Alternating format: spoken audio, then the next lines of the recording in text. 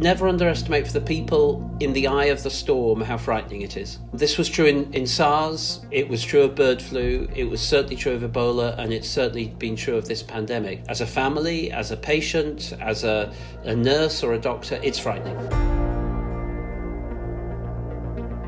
You're director of the Wellcome Trust, where science and humanity meets. What's the innovation that excites you today? There's so much that is exciting. In a crisis like we're going through at the moment, is also, of course, a time of amazing progress. The scientific advances of the last year have been staggering. I think that will change medicine in the years to come. But it's really this appreciation that for all the great challenges of the 21st century, science has a critical role to play. Society must support that. That, I think, is the innovation in a way that most excites me. We're living in a world with multiple stresses, including but not limited to the current pandemic. What could really improve the human condition? I think one of the greatest threats of the 21st century will be inequality. It'll be a world of haves and have-nots, of disparities within countries and between countries. And then we must make sure as well that science is not the preserve only of those who can afford to pay for it. The only way we can address that are through making sure that science and society are one, they're part of our culture, and they're part of the way that humanity goes forward together. No one does that better, I think, than Wellcome. And now what initiative you're bringing us is this program called LEAP, which seeks to achieve major outcomes in human health in a very short time frame, 5 to 10 years. You look at the potential and you speak of it in terms of what the Sputnik did for the space age. So what do you think LEAP could do in our modern age?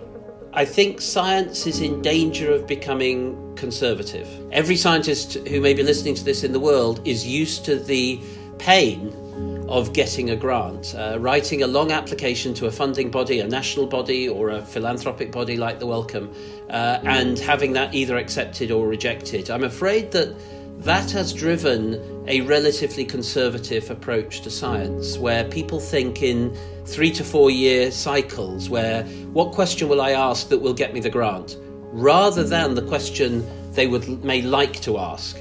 And what the Wellcome LEAP is there to do is to liberate scientists, really, to say to them, what do you really want to do? What if I could do this? What would that do in terms of improving the human condition? Do you think China needs a Wellcome Trust?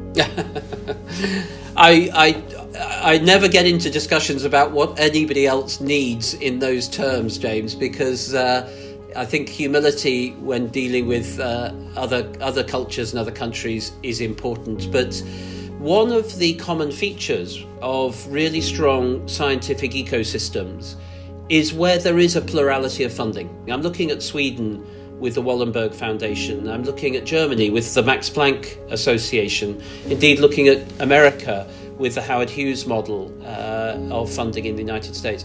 I think these mechanisms that are complementary but different, I think gives you a richer scientific environment in which science can really thrive. From the Well is a new series with global leaders, brought to you by the China Current and Tsinghua Vanke School of Public Health.